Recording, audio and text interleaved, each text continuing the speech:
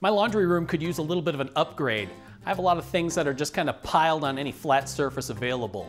So I'm making this storage unit. It combines a large countertop surface for working on projects or even just folding a load of laundry.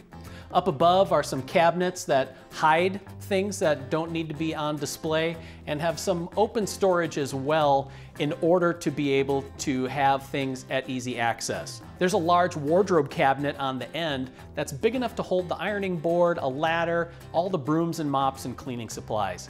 And then down below, lots of drawers, providing easy access, and things aren't likely to get lost. I do have some bulky items that I want to store, so a couple of cabinet doors conceals all of that too. I'm going to share the entire process of constructing it, and I'm going to use a lot of the Kreg project building solutions that you can find. We'll start off with sheets of plywood and then break them down using the cutting solutions from Kreg tool. To join all these together, you got it, it's pocket hole time. We're gonna drill pocket holes to create the cabinets and the drawer boxes even to create solid assemblies that go together quickly and accurately.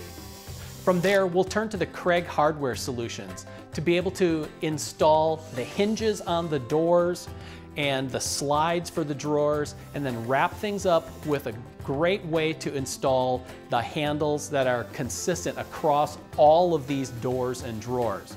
Stick around here, join me on this process, and learn a few things not only about woodworking, but how Kreg solutions can help you build your projects quicker, easier, and more accurately.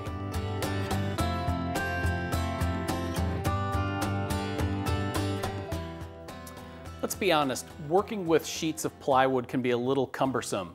The sheets are big, they're heavy, and they can be a little bit challenging to deal with. However, you can set up your work area to eliminate a lot of those troubles. Now, here's what I have going on. I have a place set up on low sawhorses where I've stacked all of my sheets that I'm going to need for this project.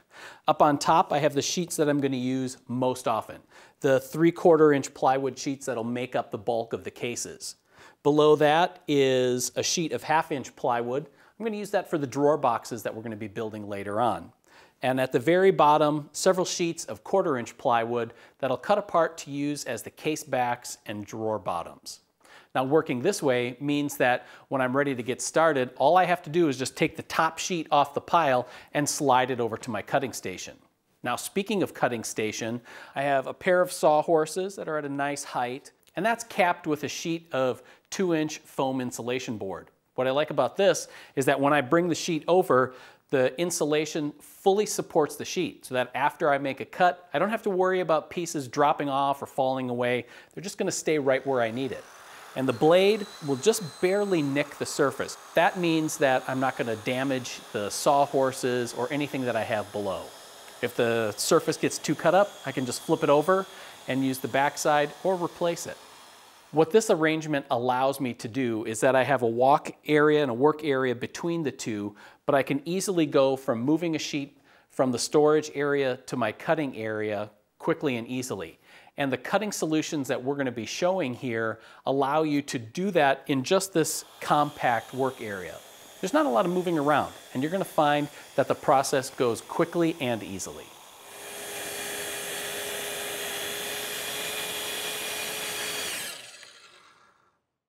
I've broken down my first sheet of plywood into 3 smaller pieces. Actually, these 2 bottom ones here are sized to match the height of 2 of my cabinet boxes. Now, I've made those 2 cuts using the Kreg ACS. It's their adaptive cutting system. What it is a plunging track saw that, as the name implies, it rides securely on this track.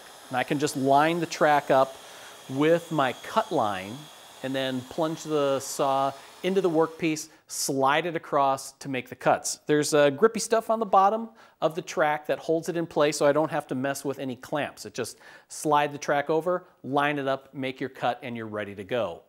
Now, if you don't have the ACS, but you do have a circular saw, you can get the Kreg AccuCut. It comes with a universal base plate. You attach it to your circular saw, and then that base plate rides over the top of another track, giving you a lot of the same advantages, where you can just line up the track right on your cut line and make a cut all the way across your piece. Now I've done 2 cross cuts first. What I need to do now is reconfigure my cutting station here to make some rip cuts and cut the pieces to their final width. The key part of cutting pieces to their final width is making sure that those 2 long edges are parallel. Now, you could use the track with the adaptive cutting system or the AccuCut and set it up, but that's going to be a little bit more messing around. Another way to do it, and I think even simpler, is to use the Kreg Rip Cut. Now what this is you notice I still have the same universal base plate as from the AccuCut, but it slides into this T-square assembly here. A cursor on the front allows me to set the width of my piece. And there's this fence here that runs along the edge of my sheet of plywood so that I'm making a perfectly parallel cut right where I need to. So whether I'm cutting short pieces like this for my case sides, or even the really long sides that I'll need for the wardrobe cabinet on this project, the rip cut's going to be able to handle that job, and I know that all of those parts are going to be consistently sized. After spending a little time, I've broken down the sheets of plywood into all the pieces that I need for both the lower cases and some smaller pieces for the upper cases. And I got them all stacked up here. There's some plywood left over for making the drawers and doors later on, and we'll get to that. But the first thing that we need to do now is to transform these pieces into cabinet cases. And that's what we're going to tackle in the next video.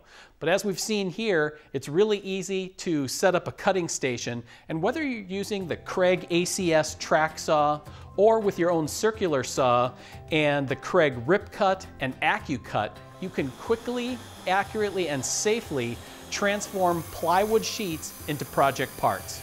And we'll see you in the next video.